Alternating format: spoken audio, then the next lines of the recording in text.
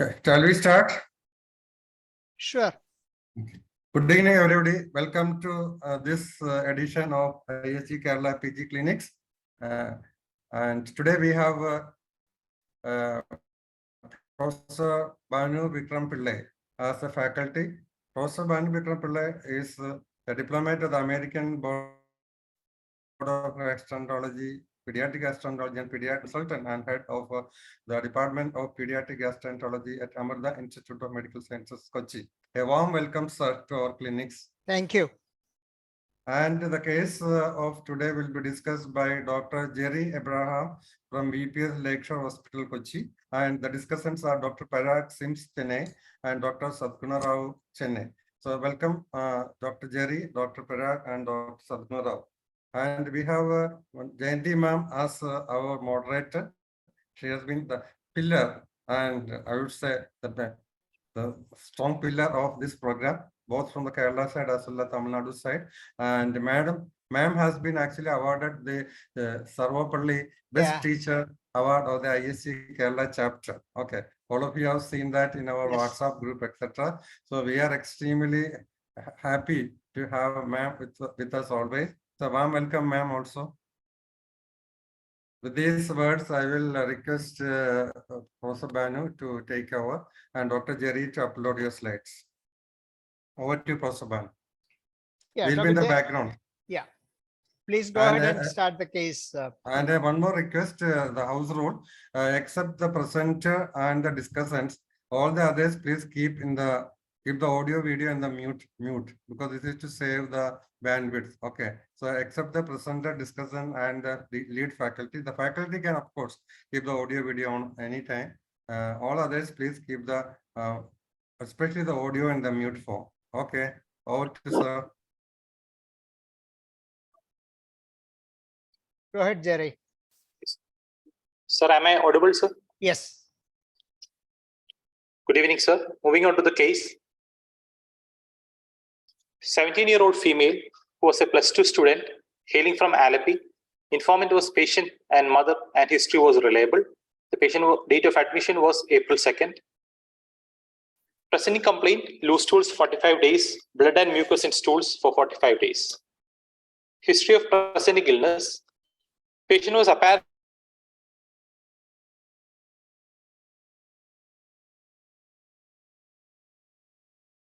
We lost your audio.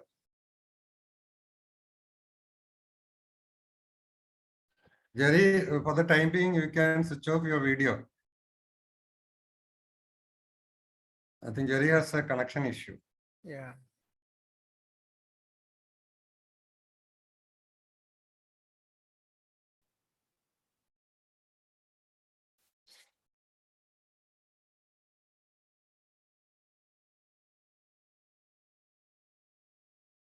He has to come back.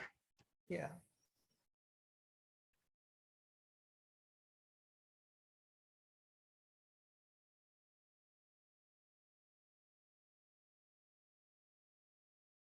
Jerry is logged off. He will have to come back. Yeah, it's coming. Jerry, in case you have got bandwidth issues, you can keep the video off for a while. Was it a lost? Then you can continue talking. If you have problems, you will tell. If there is a disconnection in the audio or the sound quality, we will let you know. Okay.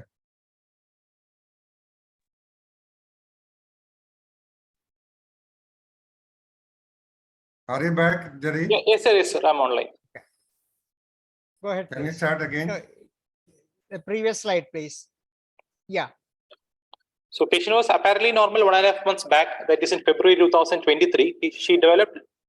She had normal bowel movements of 1 to 2 per day, which was of Bristol 3/4. She developed loose stools, which were small volumes, 3 to 4 stools per day, and gradually increased over a week to 8 to 10 bowel movements. She noticed blood and mucus in her stools, initially once or twice per day in small quantities, and later blood was present in almost all the stools. Feeling of incomplete evacuation and urgency was present. History of Ayurvedic medication intake for a week after the onset of symptoms, and she had only partial relief. And later, after a week, in view of persistent symptoms, patient consulted a doctor, and she had 2 courses of antibiotics and medications over 2 weeks to which she had some relief. And for the past 6 days, loose stools with blood and mucus increased to 10 to 15 per day with nocturnal symptoms of 4 to 5 episodes per night with occasional passing of blood clots. History of anorexia was present. History of weight loss of about 5 kg over the past 1 month. History of associated generalized tiredness and easy fatigability was present. There was no abdominal pain or bloating sensation. There was no perianal pain, discharge, or swelling. There was no history of fever, recent travel, or outside food consumption prior to the onset of symptoms. No similar symptoms among classmates or family members. There was no history of constipation. There was no pain or redness involving the eyes. No history of skin lesions, oral lesions, or genital ulcers. There was no history of joint pains or back pain. Past history, there was no history of any similar complaints in the past. No history of tuberculosis. No history of any radiation. She was fully vaccinated up to age. Personal history, no addictions, no high-risk behavior. She attained menarche at 11 years of age and periods are regular. Family history, she is an elder child of non-consanguineous marriage, no history of TB or IBD among family. Socioeconomic status, she belongs to an upper middle class according to modified Kupusamy scale. Diet history, 24-hour dietary recall. She was consuming 1,860 kilocalories and 50 grams of protein before the onset, and now consuming only 1,000 kilocalories and 25 grams of proteins.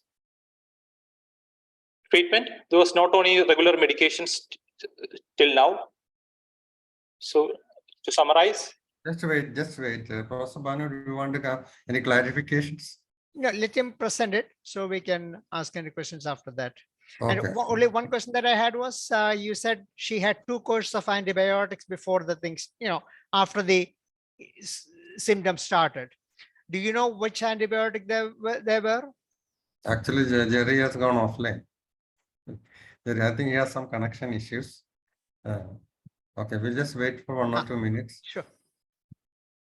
According to the story, the patient received 2 courses of antibiotics after the initial Ayurvedic treatment. That's what I understood. Right, but I was asking whether he knows. He didn't mention which antibiotic. Yeah. Right. Unless they have good internet connection, this happens. This happens. That's the reason I decided to stay in the hospital before I finish.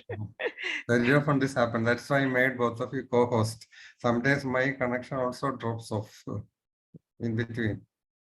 Highly sort of undependable sometimes, even though we have got fiber optics, etc. Okay, Jerry seems to be totally. If that is the situation, I will have to. Anyway, we know the case. He'll be back. Jerry, yes, Jerry. So, Jerry, do you know what were the 2 antibiotics that she got after the onset of symptoms? So we had no information about the course of antibiotics. Okay.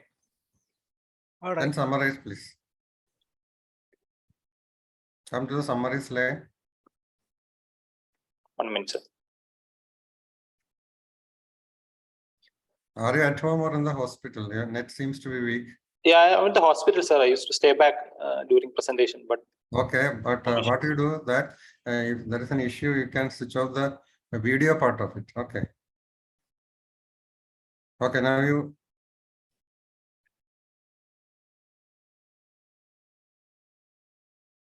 Sir, is my screen visible? Summary slide. Yeah, yes. So 17-year-old female with no significant comorbidities presented with chronic diarrhea with blood and mucus of 1.5 months duration, which is of large bowel, inflammatory bloody type of diarrhea with anorexia and significant weight loss, with no perianal symptoms, extraintestinal manifestations, pain abdomen, and no other symptoms of malnutrition with ECOG performance status 1. What is ECOG, Jerry? European Consortium for in patients with malignancies, performance status. Yeah, Eastern Cooperative Oncology Group. Oncology. Okay, all right. So shall I? Yeah. Examination. So the syndromic diagnosis is chronic large bowel inflammatory diarrhea. The differentials I would like to consider are a first episode of inflammatory bowel disease, ulcerative colitis more likely than Crohn's colitis, Second differentials I would like to consider is an infective colitis. And other less common possibilities can be lymphoma or a polyposis syndrome, which can present with lower GI bleedings. Okay. Why did you put IBD as the first possibility rather than infective colitis? One, due to the duration of the illness, sir. It was lasting for about more than a month now, and she has had history of 2 courses of antibiotics. So acute infectious diarrhea lasting for more than a month and not responding to antibiotics is less likely, though it is more common and when compared to the IBDs. Okay. Okay. Suppose we are given an antibiotic of not the correct antibiotic. Nowadays, drug resistance is fairly very common. Yes, sir. So, second thing, we didn't say it is bacterial diarrhea at all. Right. It can be so many other causes. Okay, sir. So when you have an acute, actually it's a borderline, no? This is a situation where it is just crossing the persistent diarrhea into chronic. So 45 minutes. This tricky situation we have to discuss acute as well as chronic. It's a borderline time. Yes. Mostly it's presented with acute, and if you have seen the patient just 1 week ago, you would have called it really a persistent diarrhea. Okay. Yes. So what is the duration for chronic diarrhea in children? So more than 4 weeks is considered as a chronic diarrhea. That's in adults. In children, it's 3 weeks. Okay. 3 children, weeks. Yeah, children is 3 weeks, and there is some other one more definition called protracted diarrhea or persistent diarrhea. That usually start with an acute presentation, which lasts more than 2 weeks. So more than 2 weeks starting as an acute presentation, lasting more than 2 weeks. That can be termed as persistent diarrhea or protracted diarrhea. Once it causes more than 3 weeks, it's considered chronic diarrhea. So chronic diarrhea doesn't have to always start as an acute presentation. That's a difference between the persistent or the protracted versus the chronic. Can you explain that once more? So what start with an acute presentation, like an acute gastroenteritis or acute diarrhea, when it's persisting more than 2 weeks, that's considered either protracted diarrhea or persistent diarrhea. Persistent diarrhea. So it has to have an acute onset. Acute onset. But if it's any diarrhea lasting for more than 3 weeks, which need not start as an acute presentation, that is considered chronic diarrhea. So chronic means only on the duration part. Duration only. It does not have to start as an acute presentation. It's just, can be. In adults, we consider chronic after 4 weeks. 4 weeks, I know. That's the reason I asked specifically that question too. Okay. No, Jerry, please wait. But you, in your summary, just go back to summary. You have said it's inflammatory. What were the points to suggest it was inflammatory? The only points in this patient favoring was the presence of blood and mucus in the stools. There was no history of any, as per the history, there was no history of any fever during or before the onset of symptoms. So it was more of a large bowel type of diarrhea due to the symptom and based on the volume symptoms, and inflammatory or bloody diarrhea based on the content of the stool. What will be other differential diagnosis of a blood and mucus diarrhea? If it has been a some more elder patient, I would have considered the possibility of an ischemic colitis. Okay. Or if there has been a history of radiation colitis presence with the bloody diarrhea. Okay, but you consider infective colitis, no? So you must also be able to tell which all organisms were in your mind.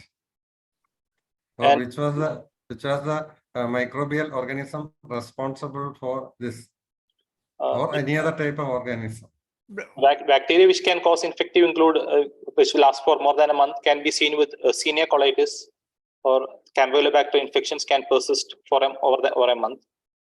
And with the history of multiple antibiotics, and can be a superadded Clostridium difficile bacterial infection is also a possibility. Viral only 2 courses, no? 2 courses of antibiotics. And most probably they were different also. Yes, sir. Okay, and if you so you think this current diarrhea is actually C difficile? No, nothing, no fever, nothing. Okay, you mentioned. Specific. Why can't it be the common bacteria which produce dysentery, which we see often?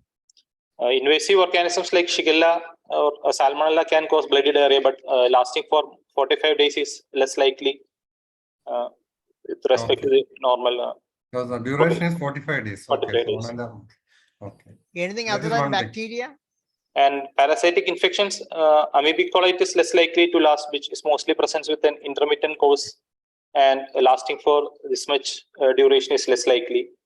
But And it was not treated, no? Only antibiotics are given. So if antibiotics are given, amoebic disease may have a temporary relief, but still continue, linger on, no? This particular disease is known to linger on unless you treat it properly. What is against amoebic colitis?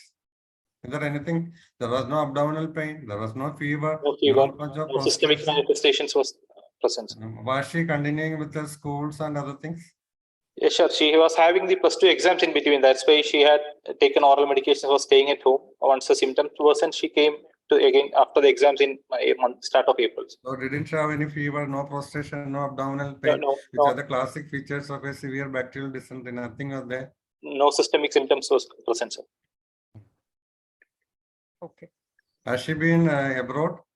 No, sir. What is the relevance of that question?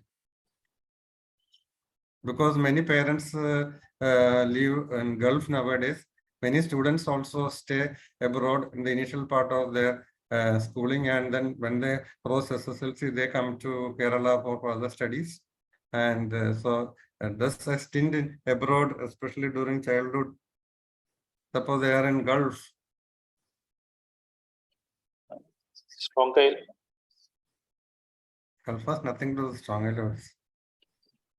But I agree, it's a worm. And endemic, amoebiasis is endemic to India basically. So Amoebiasis is endemic to all developing countries where hygiene is not at par. Okay, what I was mentioning is Balantidium or Bilsariasis and all those stuff which are more common but very unlikely. Okay. So you should have considered bacterial disease which is persisting or prolonged. Second one is protozoal. yes, sir. Is there any worms which can produce blood and mucus diarrhea? In children, Trichuris trichura can cause occasionally cause bloody diarrhea. And which type of children? Healthy, immunocompromised. Not having any problem, or some other type of children with some other type of illness. Immunocompromised children. That means you mean to say which immunocompromised situation? Combined variable immunodeficiency. Banu sir, is that very common? No, it is not. It's. I think this happens in extremely malnourished kids. Extremely malnourished kids living in extremely poor hygienic situation. So two things together. They have extreme malnutrition. On top of which they are very poor conditions, so that there will be extensive Trichuris infection. But I think during our period and all we saw, but nowadays it's a historical entity, maybe. Just for completion's sake, I would just say the endoscopic appearance is described as coconut cake appearance. Coconut cake. Okay. It will be like the colon is smeared with whitish curly stuff, and you may think as though it is a coconut cake. Coconut cake is a remnant of the coconut after the oil is extracted. In Malayalam, it is called tenga pinnak. Okay, pinnak. So it is a coconut cake which is smeared on the mucosa. But these things are of historical interest. Maybe you can see the picture for a quiz, etc., etc. Okay. Jayandi ma'am, you want to add something? SRUS was discussed. Pardon? SRUS. There was no history of constipation, ma'am. That you have to just ensure that you mentioned that. Okay. Oh, okay. What is the presentation of polyposis? You mentioned something about. Polyposis syndrome can present with blood in and stools, ma'am. But will it begin? Will it have acute diarrhea like a presentation? No, more of insidious. Second thing, when another problem, Jerry, here you are committed to inflammatory diarrhea in your summary. In fact, you are committed to colonic inflammatory diarrhea. Okay. Okay. And once we are committed to that, then going back to lymphoma or polyposis syndrome will be a little bit difficult. So you must be sufficiently diplomatic in your discussion, not to commit too much Okay. in the summary. Once you commit, then and making any diagnosis out of that commitment will be considered as irrelevant thinking. So that should not happen. So lymphoma and Large bowel can it be lymphomas. lymphoma? How often you get lymphoma of the intestine presenting like this? Mostly seen in old age only, sir. And ulcerations causing hematochezia is a rare presentation. How does polyposis syndrome present like this? Polyposis can present with a long-standing diarrhea with large polyps causing Which polyposis actually present with the diarrhea? extensive The colon. classic polyposis will not present, no? Okay, no, sir. Which are the ones which present with the diarrhea? Juvenile Diarrhea. polyposis, Pardon? FAP, juvenile FAP, polyposis. FAP doesn't present with diarrhea, no? They come FAP may bleeding. be totally asymptomatic, and that is why many people present for the first time in adulthood with a colon cancer. Right. Occasionally, they may have a bleeding PR. Bleeding, that's all. not Okay, diarrhea. that's it, which may be ignored as piles or something. Okay, that may be. But diarrhea as such is diarrhea as a manifestation of Polyposis not concrete common. Canada syndrome that you described. Concrete Canada. Canada syndrome, and there's one more syndrome which you described with the chronic diarrhea with polyposis, etc. And perhaps you have got a villus adenoma. Villus adenoma may produce a lot of diarrhea, especially mucus diarrhea. And sometimes there may be a little bit of bleeding, etc. But not the polyposis syndrome. And concrete Canada syndrome is something which we have been only talking in theory. I think we have never heard, seen this, and it must be extremely rare. Yes. Is it seen in pediatrics? No, it is very rare. It's very rare. No, even in adult, it is also extremely rare. Few cases reported in the world literature. That's all. So closing on, it is either IBD, ulcerative colitis, Okay. or rare possibility of infective with the bacteria or some parasites. We don't know. Okay. Can we proceed? Yes, please do. Coming to the examination, patient was conscious oriented. There was no dehydration. Height of 164 centimeter, weight of 60 kilogram, BMI of 22.55, mid-arm circumference of 22 centimeter, pulse rate of 128 per minute, BP of 110/70 in right upper limb in supine position. Patient was afebrile. Head to foot examination, pallor was present. There was no icterus clubbing, neck no palpable lymph nodes, skin showed no erythema rash, pedal edema was present. Examination of gastroenterology system, oral cavity, lips, gum, teeth, buccal mucosa, tongue was normal. Examination of abdomen, scaphoid abdomen, umbilicus central, no scars, sinuses, dilated vein, no visible pulsations or peristalsis, hernial orifices were normal. Palpation, no local rise of temperature or tenderness, liver and spleen not palpable, no palpable mass, abdominal girth of 86 centimeters. Percussion, liver span 12 centimeter, no free fluid shifting dullness. Auscultation, bowel sounds heard normally. For rectal examination, altered and fresh blood staining noted. There was no perianal fissures or perianal fistula seen. Just an interruption. What is this altered and fresh blood? What was altered when you saw? Sir, it was like dark colored clouds. Dark means which color? More of maroon colors. Okay, so tell the dominant one, not confuse, because altered can be anywhere from melena to maroon, no? Maroon. So that adds, see, my interruption now could have been avoided if you are a little more specific. Oh, okay, sir. Understood. Okay, fresh blood seen because, okay, that's all. No mass palpable. Respiratory system, normal vesicular breath sounds. Cardiovascular system, normal heart sound. Central nervous system, normal. So I would like to keep after the examination, I will keep the syndromic diagnosis of chronic diarrhea, large bowel, inflammatory, complicated with anorexia, weight loss, no extraintestinal manifestations, no comorbidity, with performance status ECOG 1. Okay. To give the etiology, now after your examination, we don't have any syndromic Okay, sir. Diagnosis.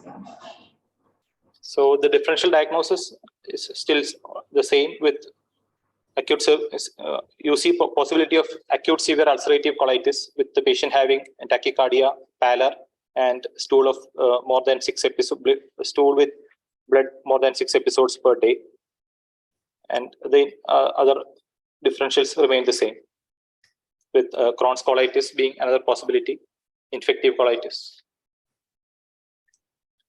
If it's a 1-year-old child coming with a 6-week history of bloody stools, what are the other possibilities you have to consider? In young age, allergic colitis is a common differential diagnosis because Okay. can present. Anything else? Suppose it's a 1-year-old child coming with bloody stools for a month. Diarrhea, child is losing weight. Usually they are febrile also. Again, infection. Infections, rotaviral diarrhea. No, rotavirus diarrhea does not cause blood in the stool. Blood. It does not cause blood in the stool. So it is just watery stools. Rotavirus does not. Okay. Okay. Suppose this child, so 1-year-old child had a history of constipation before. Now coming with the bloody diarrhea. What are the other possibilities you have to think of? Fissures involving perianal fissures causing. Fissures generally produce constipation, no? Yeah. Or the constipation actually triggers fissure, which indirectly increases constipation. Blood in the stool. But this is a child who had constipation. Okay. Now coming with bloody stools for 3-4 weeks or 2 weeks or whatever. So what are the another strong possibility you have to think of? That somebody stand up in your mind, in your clinic with that. Somebody put intussusception. No, intussusception cause, acute onset presentation. They come with acute abdominal pain with red currant jelly stools and that kind of thing. So it is blood in the stool, agreed, but it's an acute presentation, not for several days or anything. Think of Hirschsprung's enterocolitis. So child may have Hirschsprung's disease. Hirschsprung's disease initially can come with constipation, of course, but in infancy, so a good group of percentage of patients may come with enterocolitis. They will have constipation, suddenly get infection, they get very sick. And in the past, and they can get into megacolon and things like a big problem. So that is the main reason, even in the newborn period, when the child has delayed meconium passage, the surgeons will go ahead and do the rectal biopsy and immediately do it, because infants are more likely to get Hirschsprung's enterocolitis. The mortality rate is high. So it's very, very important to keep in mind that is a younger child. Older child, would have been a long-standing history of constipation, or would be more, significant or more, the history would have been more open. So in infancy, this is something to keep in mind as a possibility. So don't forget that. Okay? It's not Hirschsprung's disease. Not everybody come with constipation. Not everybody comes in the first few weeks of life either. So only about 50% will present by about 8 years of age. So it is, it can present even later. So don't forget that possibility. And some of these patients may come with enterocolitis, Hirschsprung's enterocolitis. The child can be sick also. So keep in mind that possibility. I'm not talking about this patient. I'm just giving an example. Okay, if it's a younger kid, keep that in your mind. That's all. Okay. And as you said about allergic colitis, absolutely. It's a younger kid, 1-year-old or 6-month-old or 8-month-old. Cow's milk protein allergy causing bloody stools is a very common condition to keep in mind. Okay. And suppose this, suppose it's a boy coming with, a diarrhea, like, bloody stools, weight loss, 15-year-old boy, and what other thing you have to keep in mind? In this situation, lymphoma is a possibility. A better possibility, that more likely. Okay, sir. Which one is that? What condition is that?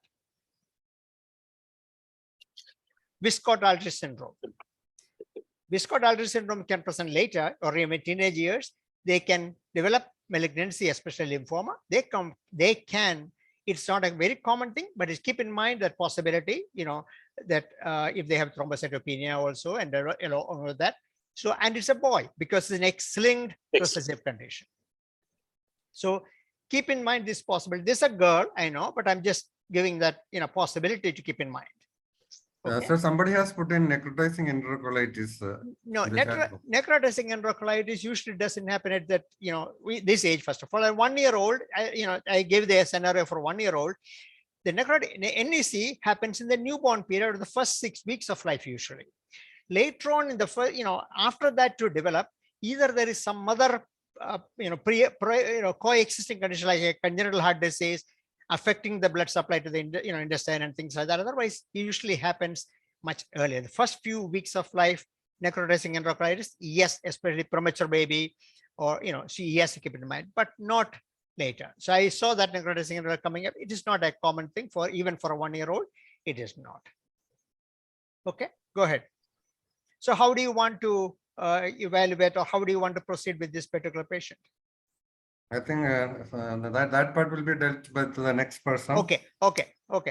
So anything Who else? is doing it? Yeah. Yes, sir. Am I audible, sir? Yes. Yeah, Parag. Okay. Yes, please. So for investigations, I would like to divide it into two groups, sir. Investigations for managing the patient and investigations to find out the diagnosis, sir. Okay. Initially, for managing the patient, I would like to go with basic investigations like a complete hemogram, in which I'll expect the hemoglobin to be low because she's having frank rectal bleeding, and she's also having pallor clinically. Apart from that, she's having pedal edema as a positive sign. So I would expect her albumin to be lower than the normal. Since we are considering chronic inflammatory diarrhea as a differential, sir, I would expect her inflammatory markers also to be raised. That is CRP and ESR might be raised. Further, I would like to do a stool routine and a stool for C. diff, sir, since we were also thinking about antibiotic associated diarrhea, sir. Stool routine means what do you want to check in the stool routine? Sorry, whether any pus cells are there, because we are thinking of infective colitis also. Okay. Can it be there in Go- ulcerative colitis? Yes, sir, it can be there. Anything else you want to see in the stool routine? RBC, sir.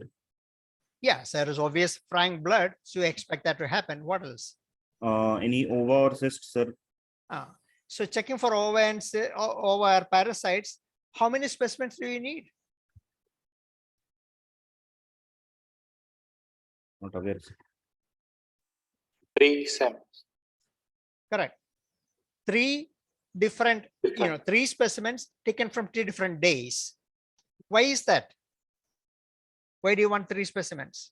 Why three samples?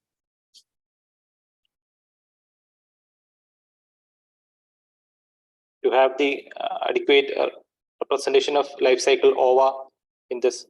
Sometimes the shedding can be Okay. intermittent. So that is why you need 3 specimens, ideally taken 3 different days to check it. Okay. And if you take only 1 specimen, what's the chance of it showing a parasite? What percentage? 30 to 40. No, it's better than that. 60 to 70%. But if you take 3 specimens, it's almost 90% chance you may pick up a culprit if it is there.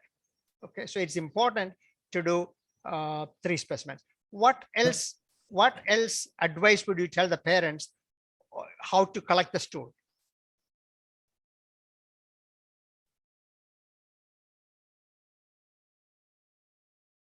What are the precautions when you ask somebody to take a stool for lab test? We take it for granted Early very morning. often. So what will you tell the parents how to collect it? Maybe early morning samples, sir. More than that, more important than that. I mean, early morning doesn't matter. You can collect any time because early morning the child already pooped in the diaper before the child, mother wakes up. So you may not be able to get it. So that is not sometimes possible. What else? Make sure. What about there's one more person, Dr. Sadguna? Dr. Sadguna? Yes, sir. So is how do you, what will you advise the mother to collect the stool? How do you collect it?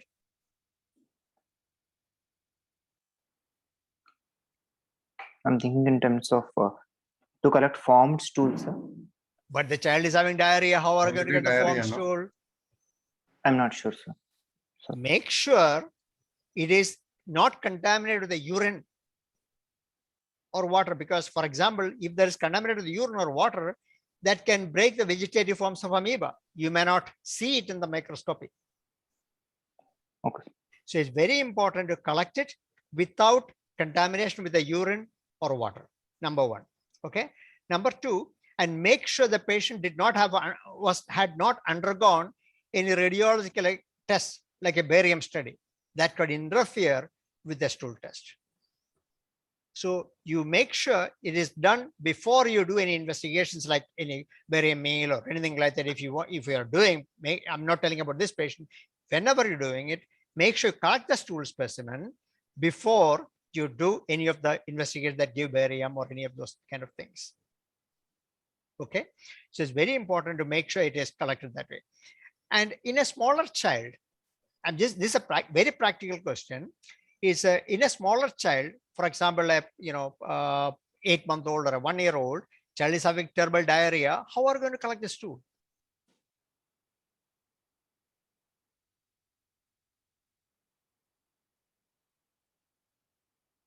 Not sure.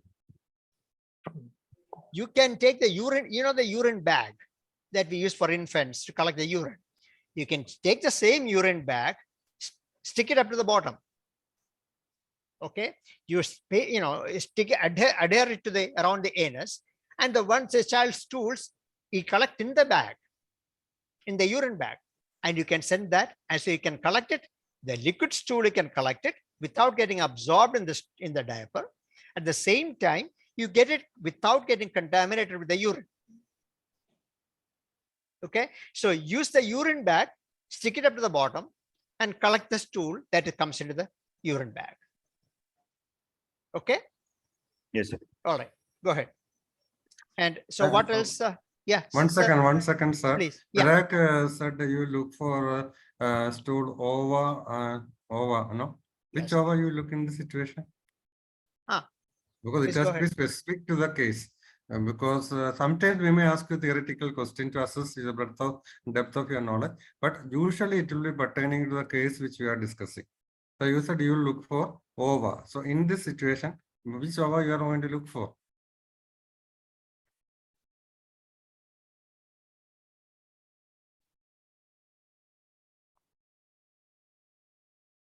Okay, we discussed Trichura. Trichura is rare. Theoretically, we can say that, but in this patient is unlikely. Which protozoa you look for?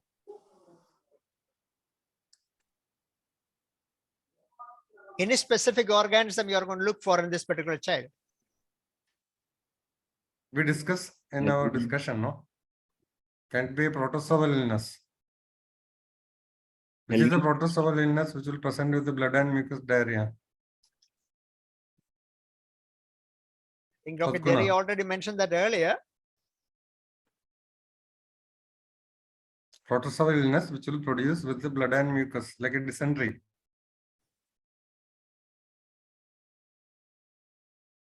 Amoebic, Entamoeba histolytica. How will you look for it? How will you look for Entamoeba histolytica in the stool? Parag? Sadguna? We will have 4 nuclei in the cyst, sir, with RBC inside the cyst. Cyst. Yes, sir. I'm sorry, Sadguna, that's not the answer. Trophozoites, sir. RBCs are seen only in the actively motile trophocytes. There are two forms. In an acute diarrheal situation where there's colitis, we expect the trophocyte forms to be in the stool and we want fresh specimen. We want the fresh specimen, and ideally we should take the mucus part, not the stool. The mucus part has to be smeared with saline and examined fresh. Some people even say warm saline so that the amoeba are not killed. So actively motile trophocytes with ingested RBCs, that is erythrophagocytosis. So that has to be there. Of course, there's a giant amoeba dispar which can also produce a similar picture, but in our clinical situation, if we find a trophozoa with ingested RBCs, that's good enough. Cysts are actually seen in not in a colitis situation, but when it's a mechanism to sort of produce more progeny. So it will be in a less acute situation. Like in a chronic diarrhea case, it may find cyst. And very often cysts are not that easily found out by ordinary microscopy. You may require staining also. Okay, so amoeba is it's not that very uncommon, especially in Chennai and all. Maybe you find even some cases even now. So you must be able to answer these questions. Okay, how to look for amoeba? EH tropozoites is what we will look. In a chronic diarrhea, we may also look for EH cyst. The staining is iodine staining and iron hematoxylin stain. These are the stains which are specifically used for it. Okay, sir, please continue. Please go ahead. So what's the next investigation you want to do? So will we show the results of the test what they asked for, Dr. Varghese? Yeah, we, Okay. we usually ask them Yeah. to how they So, evaluate, yeah, and please then show. after that we'll show the results. Yeah. Hemoglobin is 6.2, sir. Total counts are elevated, 27,620, with neutrophils of 78%. Platelets are 315,000. CRP is elevated, sir, 49.2. Serum creatinine is normal. There is hyponatremia of 126. Potassium and magnesium are normal, sir. Creatinine is 1.4. No, just Yeah. go back and interpret the results. What does it show actually? Anemia is there, sir. As well as the total counts are No, elevated. so just plain interpretation shows that anemia, leukocytosis is there, profound hyperproteinemia, albuminemia, and CRP. What does it suggest? I am actually worried. I am very much worried now hearing the results. Looking at the result, I am very much worried about the patient. What am I worried about it? Any acute infection, sir? Acute infection, will it produce such profound hypoalbuminemia? Okay, possibly it may be if it is severe, but we were having our first diagnosis as acute severe ulcerative colitis. Okay, on examination, we found tachycardia, pulse around 120. And now we are seeing hemoglobin 6.2, TC, total count 27,000, and albumin 1.4, CRP 49. So what does it all suggest? Whether any toxic megacolon or something is this? No, see, she has severe, acute severe colitis. So it's like a sort of an emergency situation. Acute severe ulcerative colitis has to be managed totally differently. Yes. Okay, not the ordinary acute exacerbation. So that is important. So this patient has to be looked after in a much with a lot of other care, no? Yes.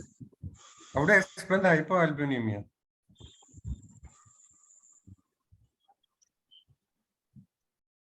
Maybe she's losing the protein How? through the intestine, sir, because of the Yeah, it is a protein losing situation because blood and mucus, a lot of protein may be lost on a day, because of the severe illness. Yes. Can we have some more investigations? The stool analysis showed pus cells of 20 to 25, sir. RBCs of 10 to 15. There were no ova, cyst, or amoeba seen. Stool for GDH, toxin A and B were negative. Stool culture showed no growth. What is the GDH? It is used for this thing, sir, Clostridium difficile. Okay.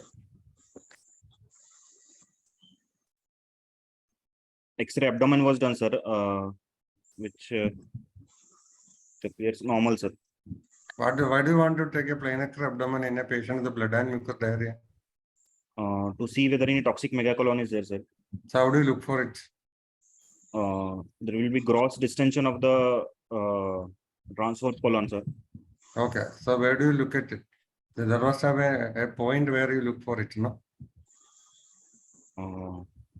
The transverse colon is spread across the upper abdomen from right to left. Yes. So you have to have some point where you look for it. What is the cutoff? More than 6 centimeters, sir. Yeah, the widest portion is more than 6. Yes. That is one way of doing it. Okay. Suppose the patient is too sick to stand. Can you do it in the lying position? But how is it done? In the supine or in the standing? Patient is sick. Most of these patients are all very sick, so they won't be even able to stand. They're in ICU, so we will do it in a supine Yes. or a lateral decubitus if you want. Okay, next. Chest X-ray was done, sir, which also appears normal. Blood culture and urine culture showed no growth. Hmm. Unprepared sigmoidoscopy was done, sir, which shows the complete loss of vascular pattern. Why you didn't prepare? Exactly. Already the patient is having around 10 episodes of bloody stool, sir. So So There will be a lot of blood and mucus sticking on the mucosa. You won't be able to see whether there is an underlying ulcer, etc. So won't you require cleaning? generally in acute severe ulcerative colitis, we just need to find out the diagnosis, sir. now what his Is question there is any risk why of giving an is enema or a vigorous bowel preparation? We'll come straight to the point. why is it unprepped scope? Why it is unprepared? Uh, Yes, sir, specifically written unprepared. Chances of perforation will be there if we do it vigorously. Enema is given, sir. But more than perforation, I think it is a exacerbation of the illness. It will become, it is already severe. It may become much more severe. Okay, that is one thing. Yes. Okay, so how do you interpret the endoscopy findings? The sigmoidoscopy shows marked friability, sir. Complete loss of normal vascular What is the pattern. definition of friability? On touching with the scope, sir, the mucosa will start to ooze, sir. So that is a live finding, no dynamic finding. In a picture like this, can you say friability? What is more evident on a picture? Active oozing, sir. One is presence of blood, spontaneous bleeding. Okay, that is one thing. Okay, next. Loss of vascular pattern and ulceration, sir. Loss of vascular pattern, ulceration. Yes. Okay, loss of vascular pattern, ulcer. Why there is loss of vascular pattern? Because of the inflammation, sir, the mucosa is continuously shedding. So the mucosa is actually edematous. So yes. blood vessels become deeper. Okay, that is why. That's the first sign. Then comes friability. Then come ulcers. Then there could be mucopus, pus or blood and frying blood. Extensive ulceration.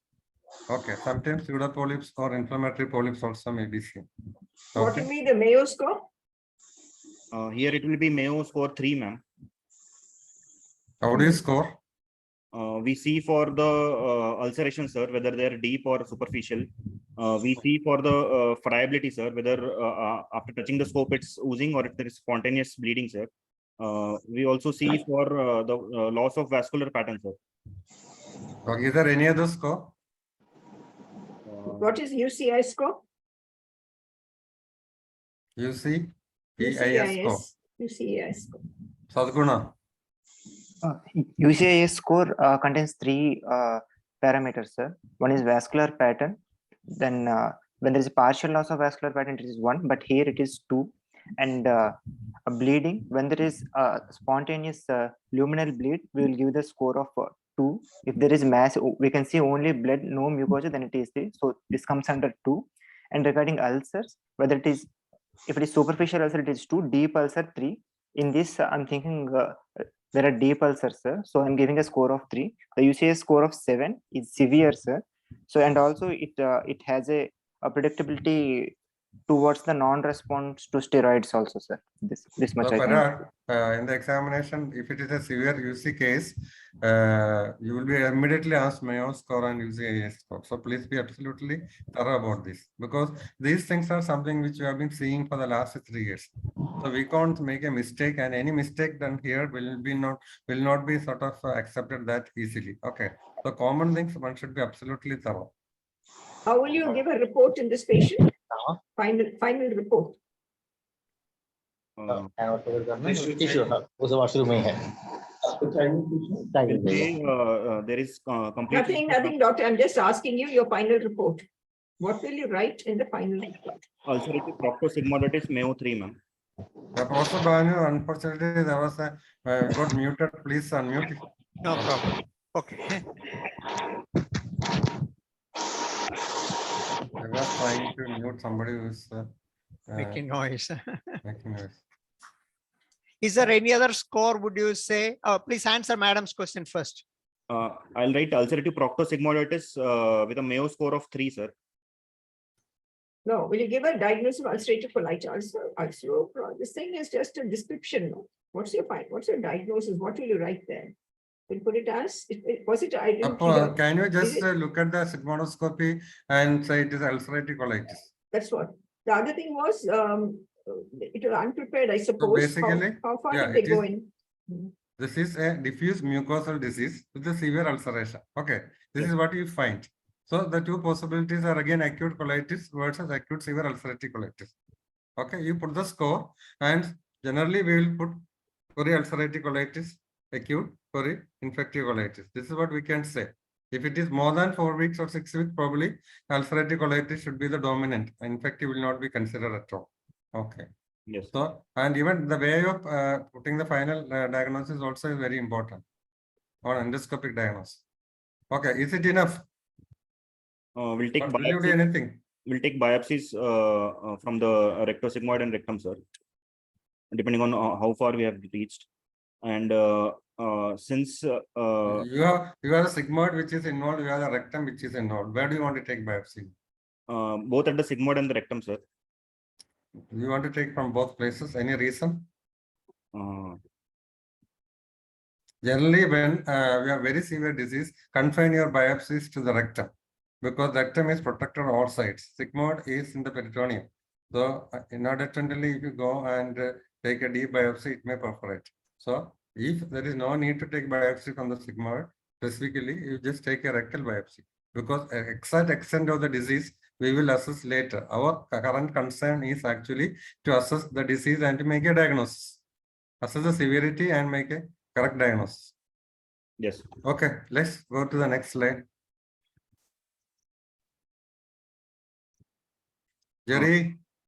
Sigmoidoscopy finding showed the scope was passed up to 40 centimeters from the rectum. Entire sigmoid colon and rectum is uniformly and circumferentially involved with edema, erythema, ulcerations, loss of vascular pattern, and spontaneous bleed. So endoscopic diagnosis was ulcerative proctosigmoiditis, Mayo score of 3.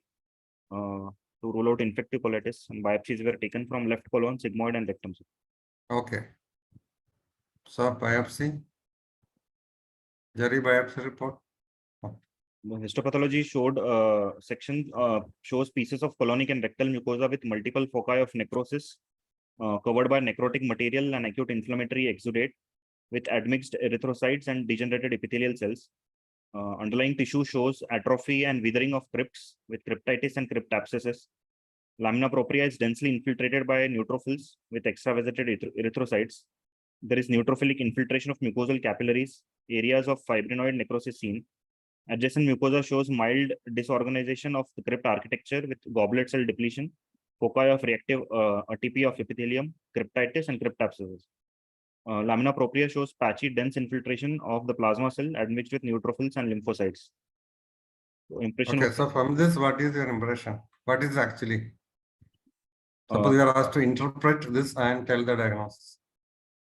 It shows ulcerative colitis, sir. Can you say it is ulcerative colitis from this biopsy? What is the proof?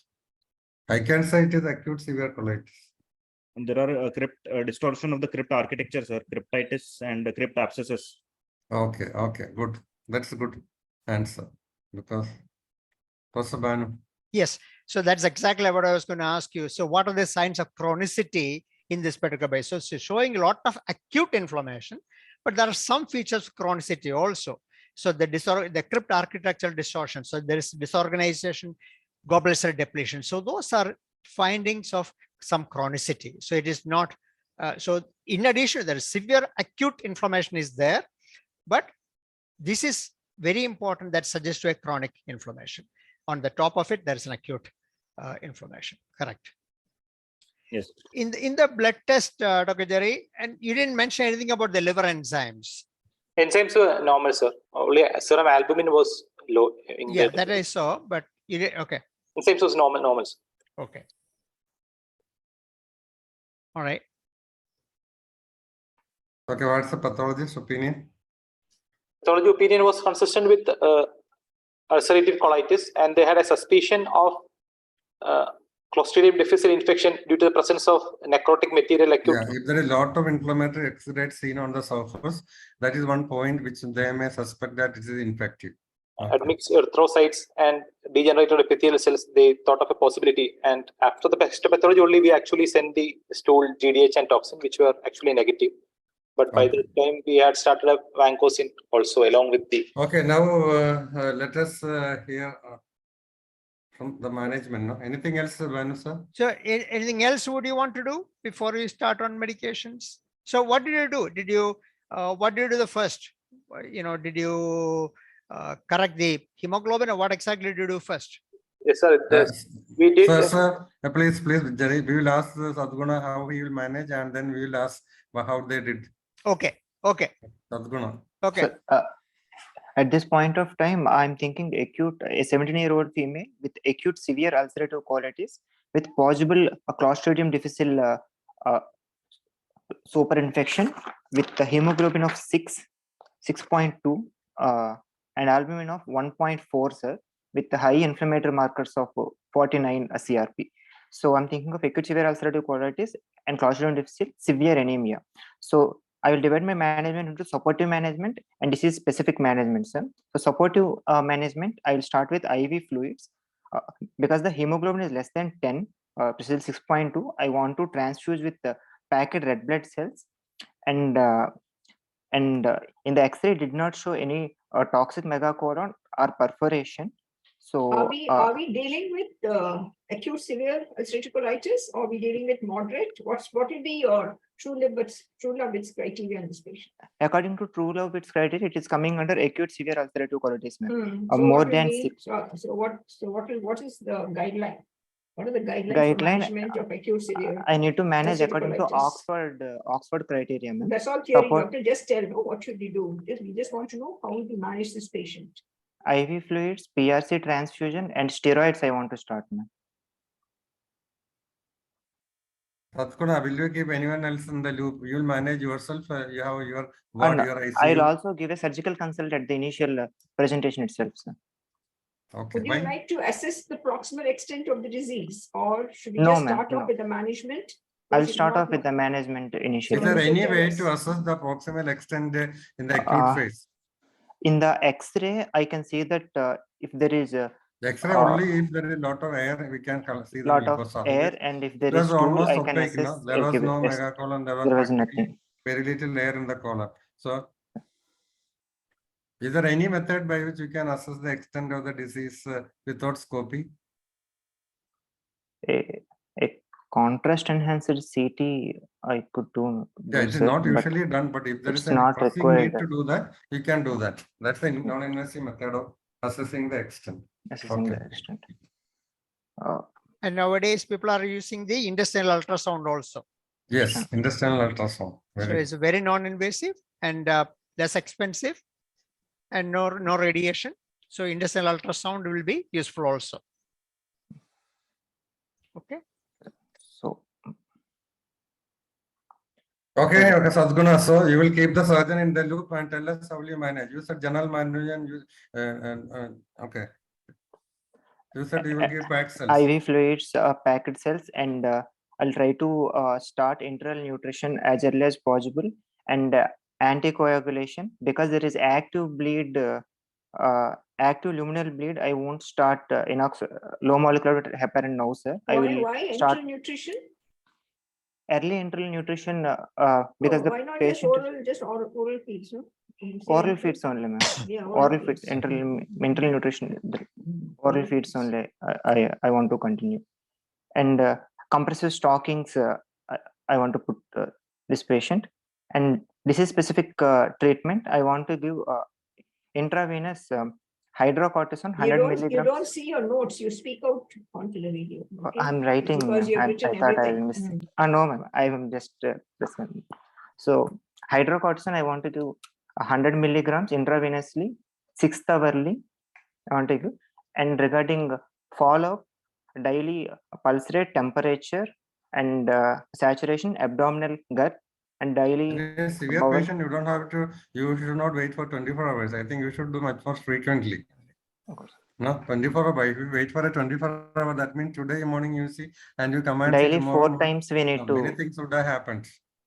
daily 4 times we need to Because she's a do sick the patient, vitals. so she required much more constant and close care. Okay. So in fact, I would say minimum 4 times a day monitoring 4 for times the a day. vitals and again abdomen for any distension or anything. Yes, sir. Okay. And stool chart I want to maintain in that uh, Okay. frequency of the So stool the patient consistency. actually slightly improve, and on third day practically no stools. And the bystander was very happy and they were very impressed about the doctor. And Sadguna, are you very happy? No, sir. I would be Why? more worried about the onset of toxic megacolon in Yes, this patient. that's it.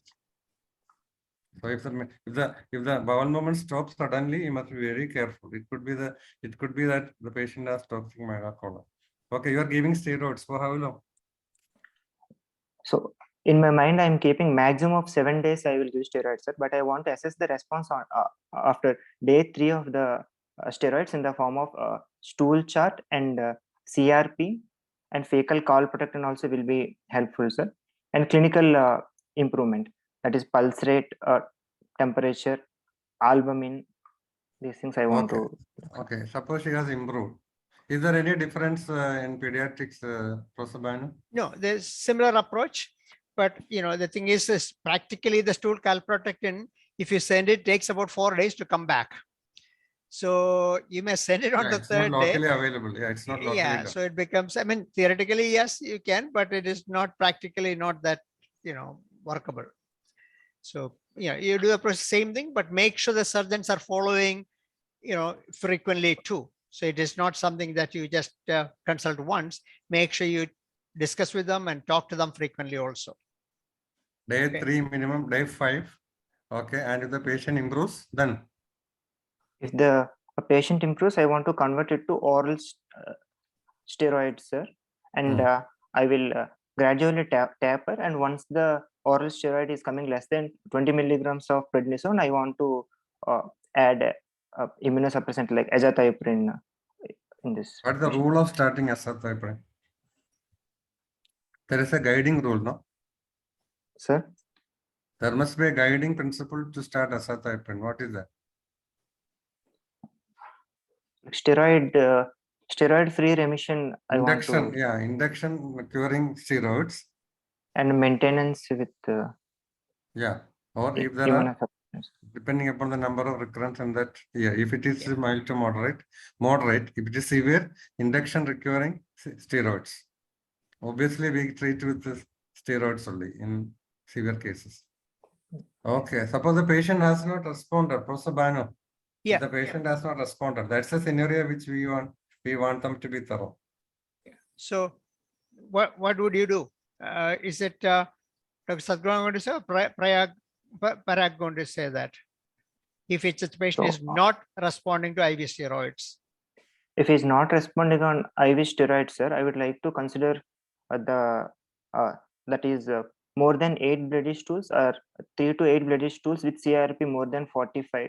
Okay, Then that part is a third day reassessment. Surgeon is in the loop. Patient has not improved. Then Continues to I be will severely explain sick. regarding a rescue therapy versus colectomy, sir.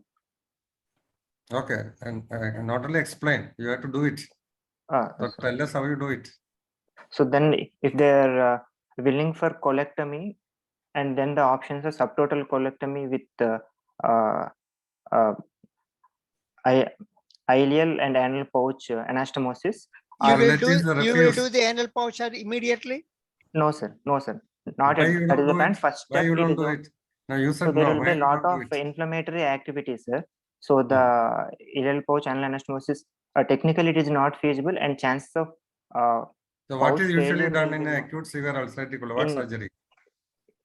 acute severe colitis, subtotal colectomy, and And stoma formation they will do, sir. ileostomy. From where? Ileostomy. Ileostomy. Because said the what? earlier colon, Ileostomy. except the rectum is cut off. So you have to have the ileum brought out. So it's a subtotal colectomy with Colectomy with ileostomy. diversion. Very clear about it. Okay. Second, the patient's family refused, saying that no, this is a young girl, we don't know any stoma, her future will be affected. Okay. So So I will go for rescue therapy with infliximab 5 milligram per kg body weight, sir. On 0, I'll give a dose, and then wait for 7th day till 7th day. So if she's not responding by 7th to 10th day, then I will ask them to go for colectomy, sir. or will you Will you give another dose? another dose? Will you just give it on a weekly basis and try to see? Yes, sir. 0, like rapid dosing, like 0 and first week we can give, sir. Okay. After first week itself, we can give another infliximab dose. And if there is a partial response, when you will give the next one? After second week, we can give, sir. 0, 1, 2 also we can The give. first dose patient has improved. So when will be the second dose? First dose, if the patient has improved, I will give on the second week, sir. 0, 2 weeks. And then Yes, sir. is that the end of it? No, sir. After 6 weeks, I will give. If the remission has maintained after 3 doses, I will take it as a clinical remission of this acute severe episode, which has responded to the infliximab. And then I think I'll continue the infliximab is one option, sir. In infliximab plus azathioprine, continuing both infliximab azathioprine at least for 1 to 2 years is one option, sir.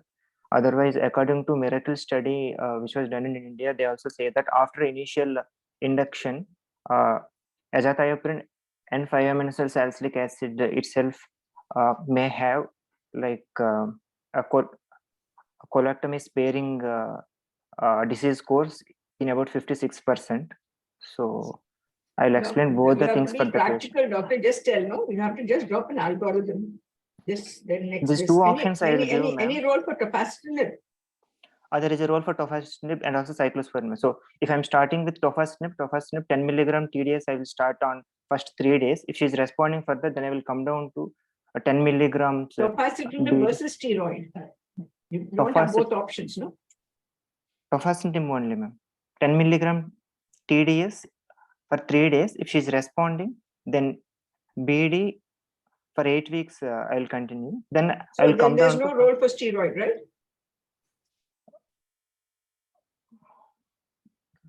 So now you have to just tell us the balance between tofacitinib versus IV steroid and the follow-up of algorithm in that direction.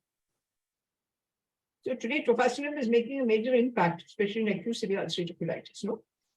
Yes, ma'am. Any precautions you need for giving tofacitinib? Right.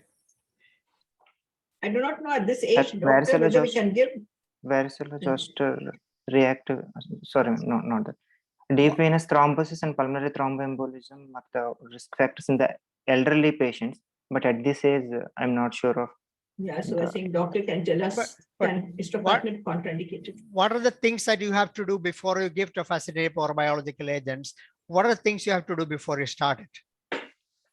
For biological agents, I need to screen for latent tuberculosis infection and hepatitis B virus and also latent anti-HBC IgM and HIV and a CT chest and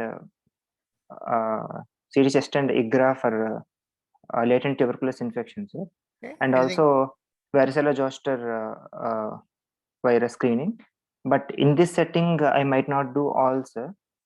Apart from that, I was also thinking of regarding vaccination. I won't think now, sir. No, so what about anti-HBs antibody titer? Yes, sir. Anti-HBs antibody titers also. But okay.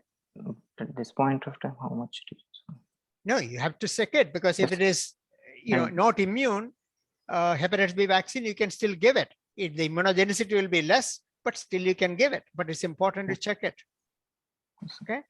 And ideally, you can also send the varicella zoster antibodies. You can measure it. But it is, that will take time to come back and everything. So that's a sick child. You may have to start it early. It's something which you may have to do. But yeah, so it's what else? I mean, when will you start on mesalamine for this patient?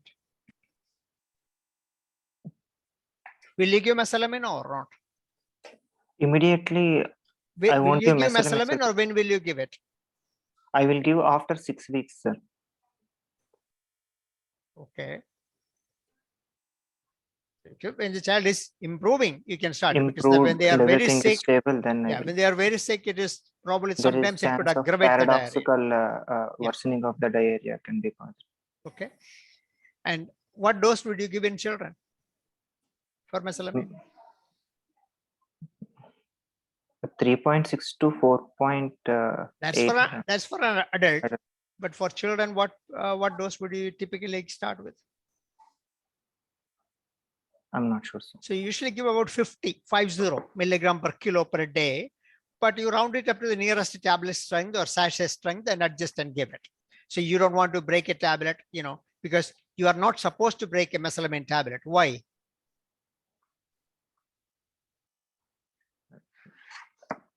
I don't You know. cannot make a mesalamine tablet, you cannot break. Jerry. It's designed to get released based on the pH.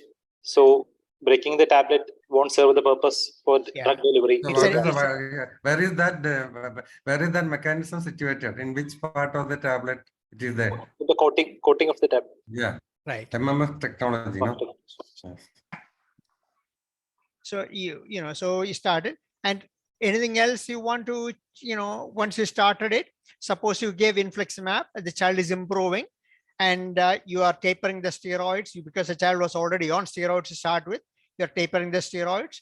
And when will you start on azathioprine? Will you start or no? I will start on azathioprine after 6 weeks, sir. Or when the steroid dose has come down to less than 20 milligrams. No, I don't think we need to do that, because you can start even early, but acute, the first week or so, it is not probably going to work, because it is going to rapidly go through. But after that, even after the first week or so, or 10 days, when the child is improving, you can start it at that time itself. You can start it. You don't have to wait for 20 milligrams a day dose. You don't need to do that. I don't think you need to do that. So because it's going to take about 10 to 12 weeks to give the benefit anyway. So you can't, wait for too long. Once you start at 20 milligram, the patient will be off the steroids. Subsequent, probably 6 weeks will be off of it. So you are not enough time for the azathioprine to be on board. Sadhguna, there is a two situation. One is a patient where induction was successful with the steroids. Yeah. And IV steroids, then we turn to switch over to oral steroids, and then we start azathioprine. Okay. The second situation is a situation where IV steroid did not work, and then we induced with Then we can infliximab. taper. In such a patient, will you start azathioprine?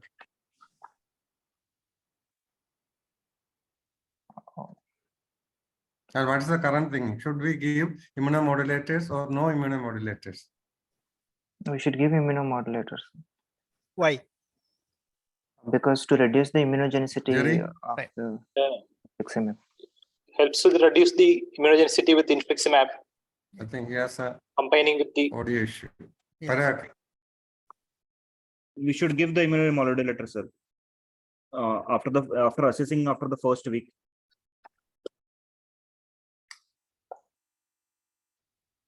Okay. So if the child is improving and you are ready to discharge the patient, what all advice will that tell the parents?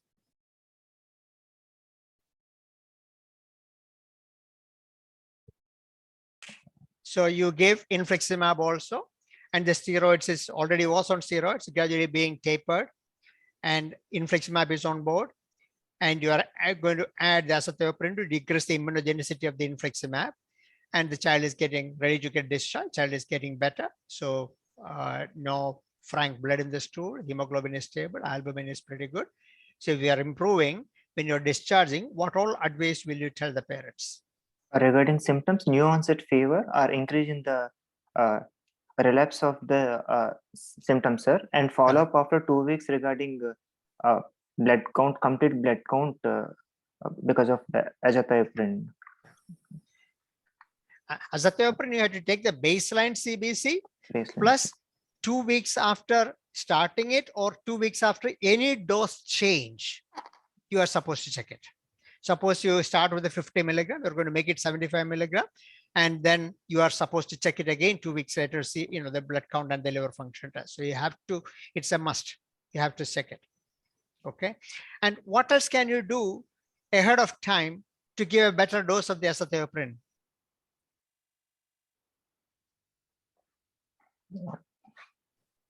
TPMT assay, look for the wild.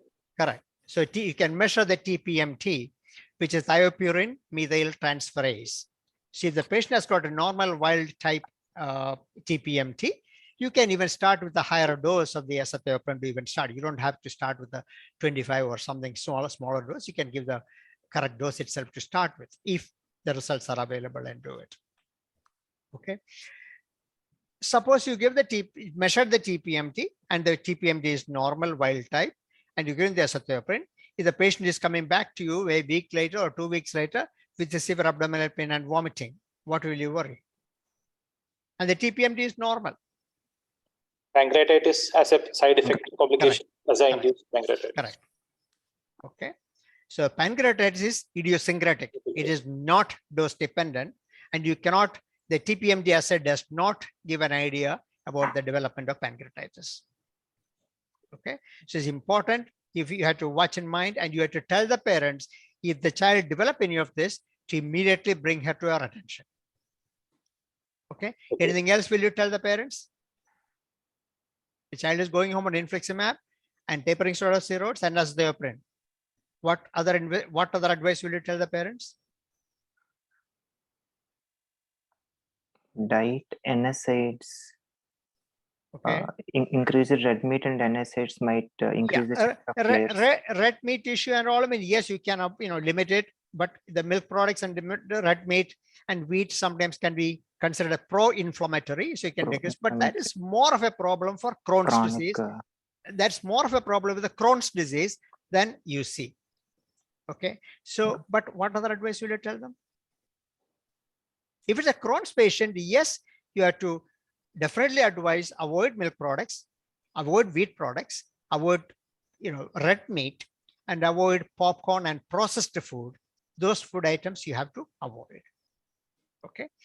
But what other advice should you, anything else other than this? You have to make sure you tell the parents they put sunscreen for the child. Every time when they get out of the house, they have to wear sunscreen. Why? As I induced hypersensitivity. More than hypersensitivity. Melanoma formation. Not melanoma. Non-melanotic skin cancer. Non-melanotic skin cancer. So both infliximab and so the azathioprine both are well known to increase the risk, and tofacitinib too. All are known to increase the risk of non-melanotic skin cancer. Okay, so you have to make sure the child put sunscreen every time when they get outside the house. It's very important. Okay, and anything else? How often do you recheck the blood test on these patients? The child is stable, child is improving, child is stable. How often do you follow the blood test? First after 2 weeks, sir, the counts are normal. Then once again after 2 weeks. From the second month, once in a month, to check the blood counts and the liver function tests. For how long once a month? Till 6 months, it should be sufficient for one monthly investigation. Okay, after that? After that, once in 3 months, we can check the blood investigations in the form CBC and LFS. So if the child is stable, you don't, after a few weeks, you don't have to check every, this thing. But once they are stable, a stable patient, you need to make sure we follow the liver function test and CBC every 3 months. Every 3 months is very, very important. Okay, don't give a prescription and tell them to come back after 6 months. Don't do that. So you make sure you repeat it. And if they are far away, they have to do a blood test locally and inform you in a good lab, inform you the results of it. Okay, so otherwise you will miss a lot of potential side effects from the medicine. So it's very, very important you monitor that, and ultimately you are responsible for it. Once you give prescription, you are responsible for it. So make sure you follow that, and it's your responsibility. Okay, and she's a teenager. What else advice would you give him?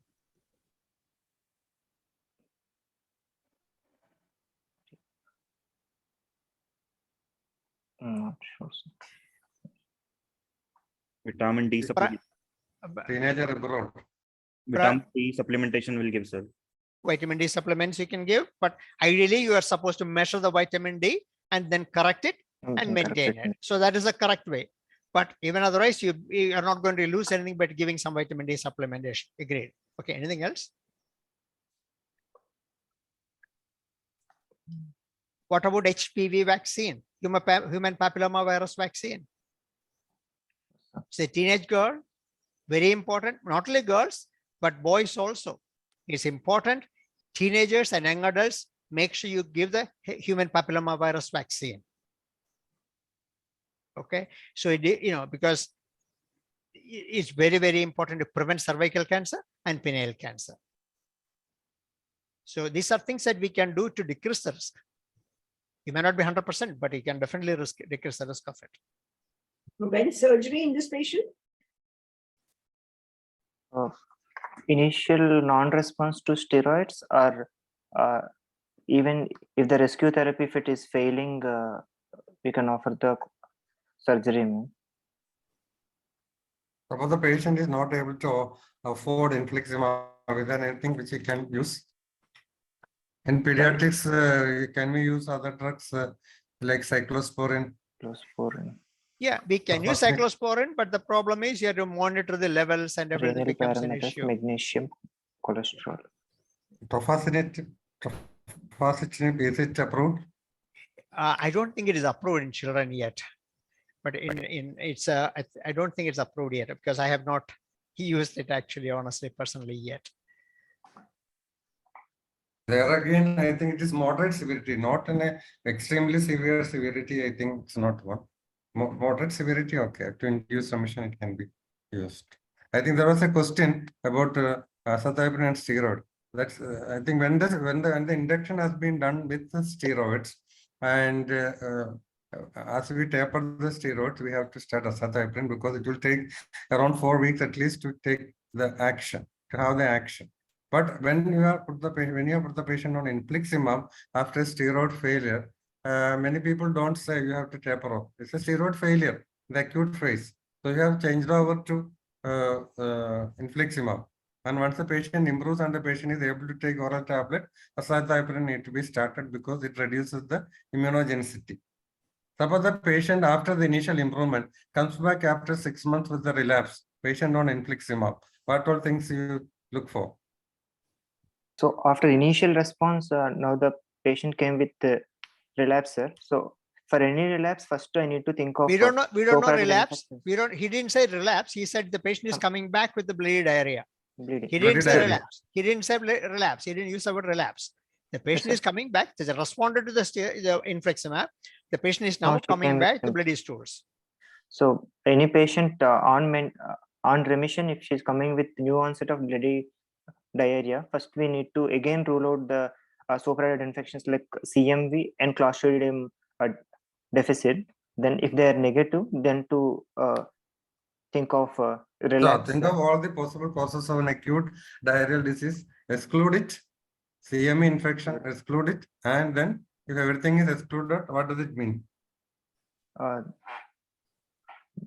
Then we can call it as a relapse of ulcerative colitis. While on immunomodulators. While on immunomodulators. So what are the possibilities? How do you assess and manage?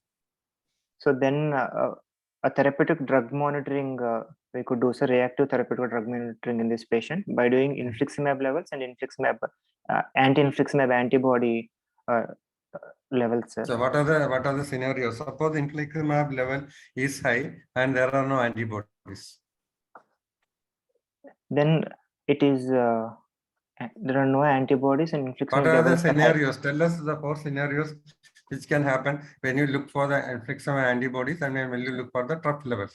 There are two possibilities. Yes, No? infliximab normal, infliximab low, antibody infliximab present, antibody absent. So you get 4 absent. combinations. So If in this particular infliximab case, infliximab level was normal and patient was not responding. infliximab level was normal and antibodies This were actually not happens there, in acute then situation, not actually after in the after improvement. once. In an acute So then severe it, ulcerative colitis, you get infliximab and the patient is not responding. Trough levels are good. it can be Because primary sometimes the dose non-response. which we give, sometimes the dose which we may not be the ideal for the patient. Patient may be having a bigger body weight and therefore our calculation may not be adequate. So that's why we look at the trough level. Trough level was adequate, no antibodies, patient not responding. What is that called? Then I'll think of primary non-response to this Yeah, it's a agent. mechanistic failure, primary Mechanistic non-response. There are different mechanisms of inflammation in ulcerative colitis. We are looking I at will one use the pathway other when we give pathway. infliximab. There could be other pathways. So that may be the dominant one in this particular patient. So this is called primary non-response, which is mechanistic failure. So what you should do? What you should do? So I should use a drug which is acting through the other pathway, like interleukin. Yeah, you have to change the class of the drug. Class of the totally class of the drug. Okay. If you are giving an anti-TNF, you may have to think of totally anti-interleukin like that. You have to completely change it. Suppose the antibody levels are present and infliximab levels are low. Then I'm thinking because of the What does it new mean? development, it is secondary non-response. Okay. And what is the situation called? Infliximab levels low, antibody levels high. And then this is because of the new antibody formations. Antibody So against I think I need antibody against the infliximab. So I will like to add the immunomodulators in this patient to. Okay. The options are increase the frequency, so that increase the drug, or Increase add an frequency. immunomodulator, or again you have an option to change Change the the drug. pathway. Okay.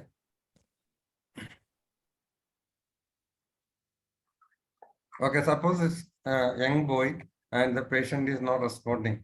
Are you worried about the surgery? If the patient responded initially and then when the relatives found out that there's another option called surgery. So they actually want to have surgery done. Any problems? Sir, the two types of one is a long Any term. problem for doing the total proctocolectomy in a male? In a male, there can be a sexual dysfunction in the patient. Yeah, nervous erythema on either side of the rectum will be cut and they will have erectile dysfunction. Very likely. Okay, we have covered therefore the acute management and then subsequent management, antibody levels, almost everything. Okay, anything else, Professor Bani? No, I'm good. They are good. They are good. Yeah.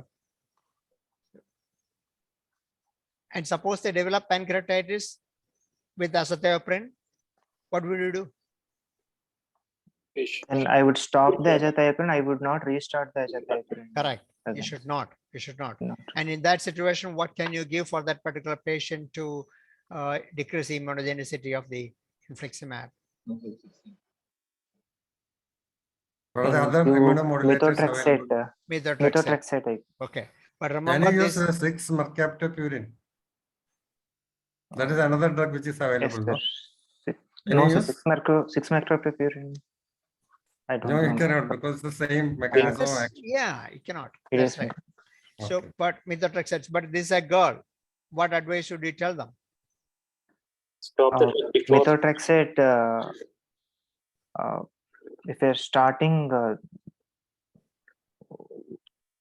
one is if they married regarding the reproductive issues, when we need to stop at least 8 weeks before they are planning for conception, and monitoring of the liver parameters. Yeah.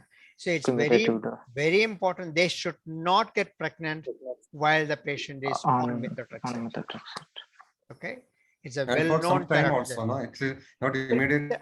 Actually, 3 months before planning for it, you have to stop 3 months before it. You have to stop it.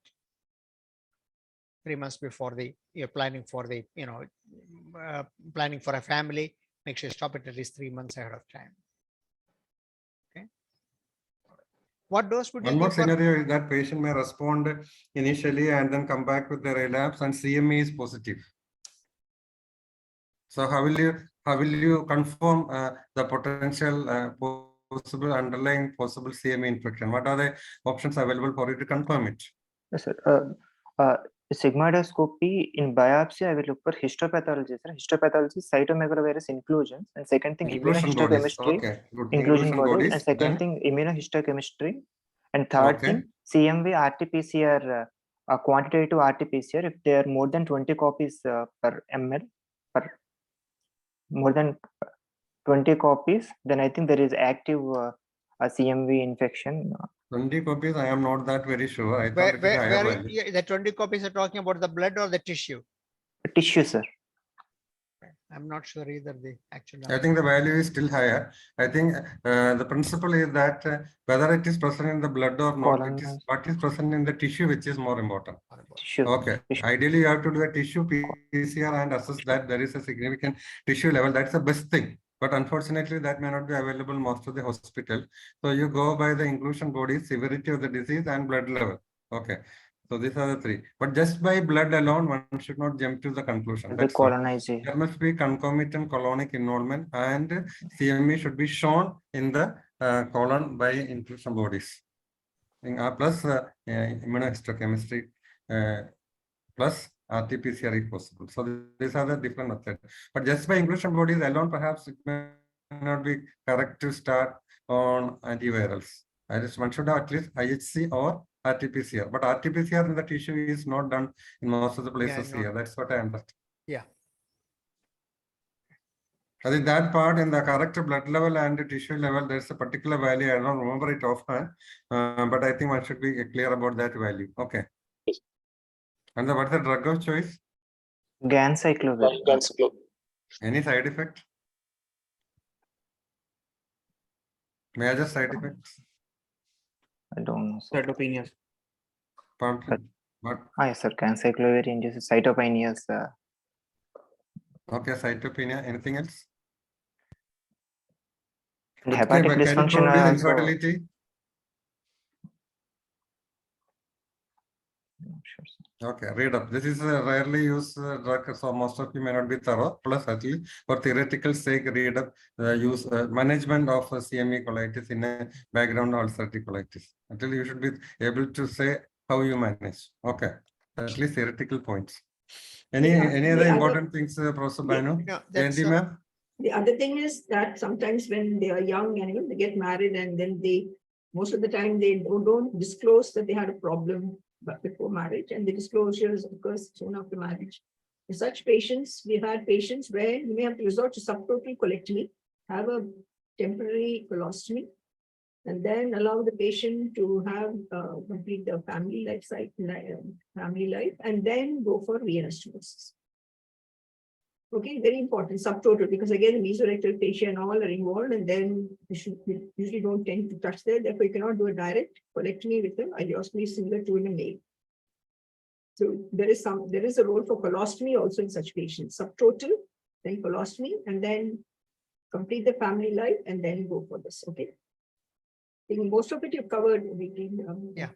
Both of you have covered beautifully. I think we have covered almost every aspect, no? They did well. Diagnostic aspect, therapeutic aspect, acute maintenance, 5 ASA. They did beautifully well. Okay. So, Jayanti ma'am, you want to add some? And the other bit, nowadays there's that complete remission. No, I think get into that deep remission.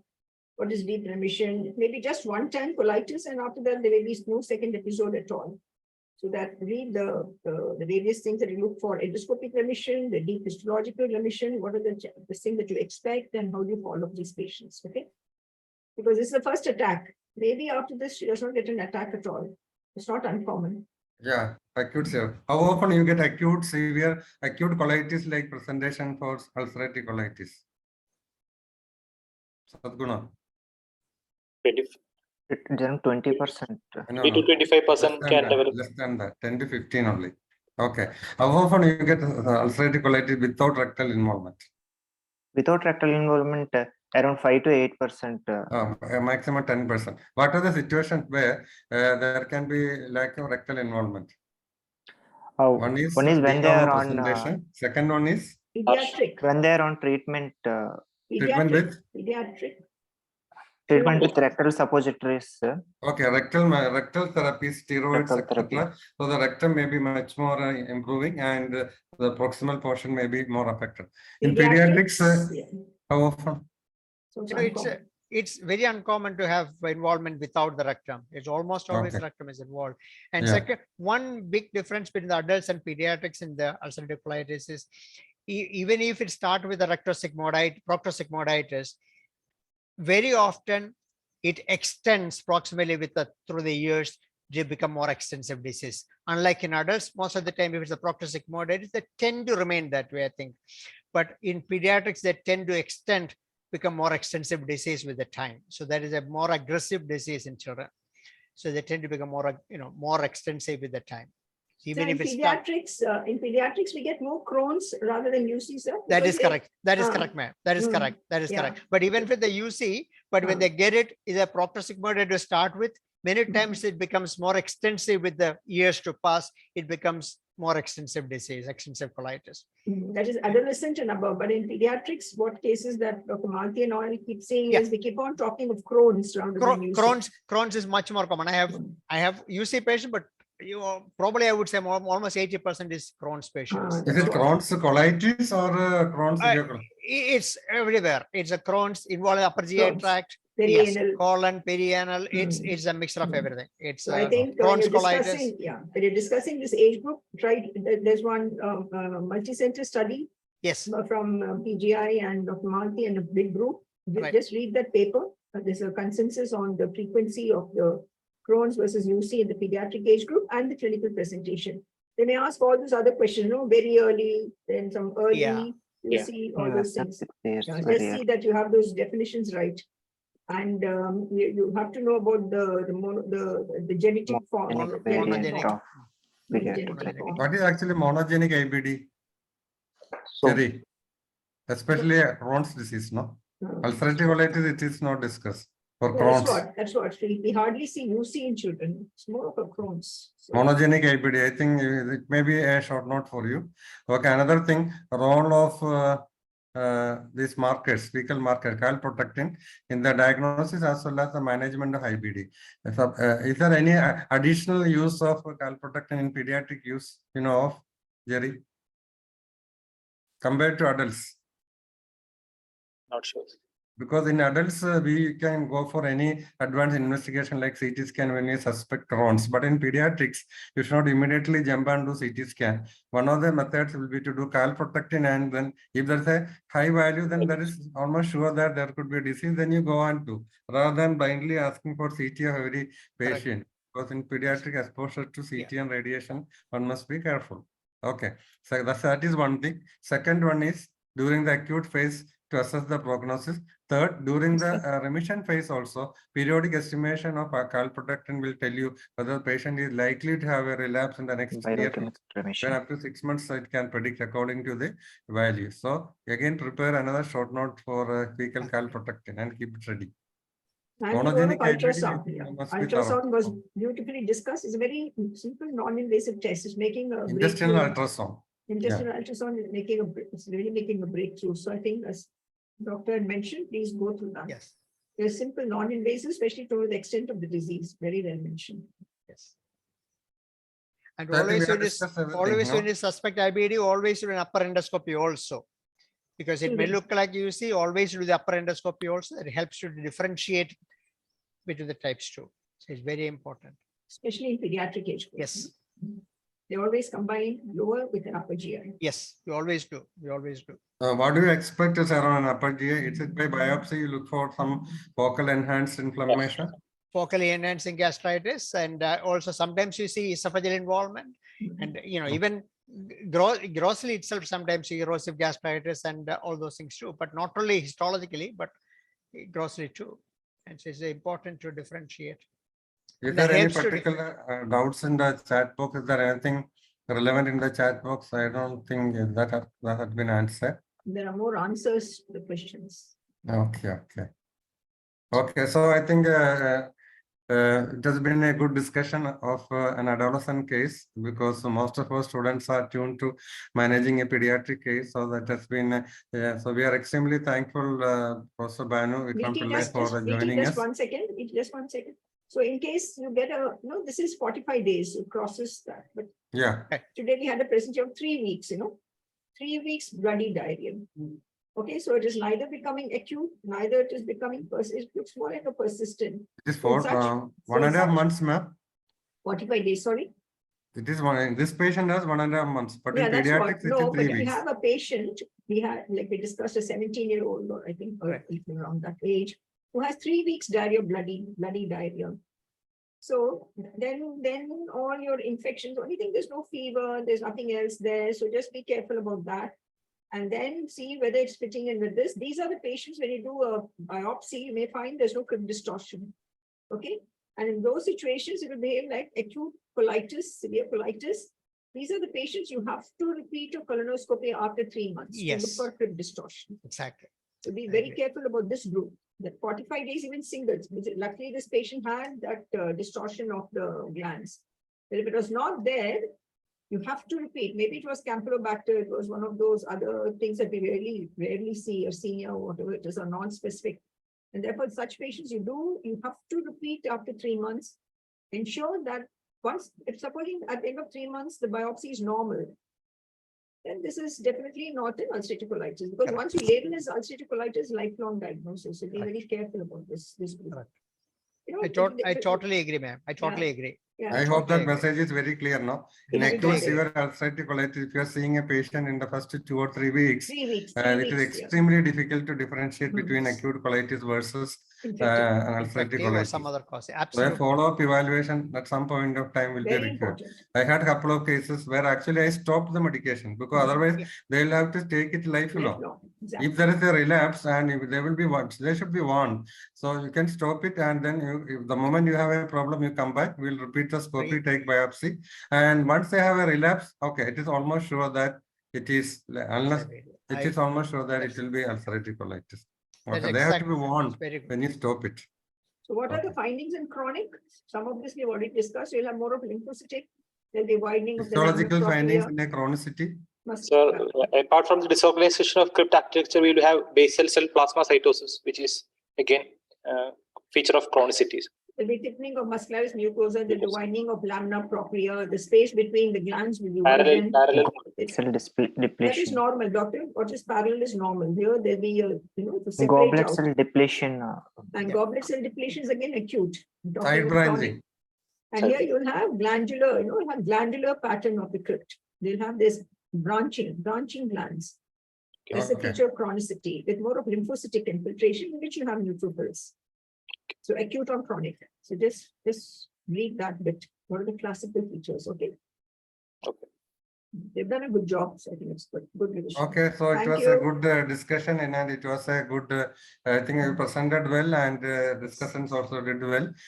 So on behalf of ISGK Kerala chapter, our heartfelt thanks to Professor Banu Vikram Pillai for joining us. Thank you. And we look forward to a further cooperation. Okay, and thank Jerry, Sadguna, and Parag for joining us. And good night, all of you. Good night. Good night. Thank you. Good night. Thank you, sir. Good night. I'm closing the session.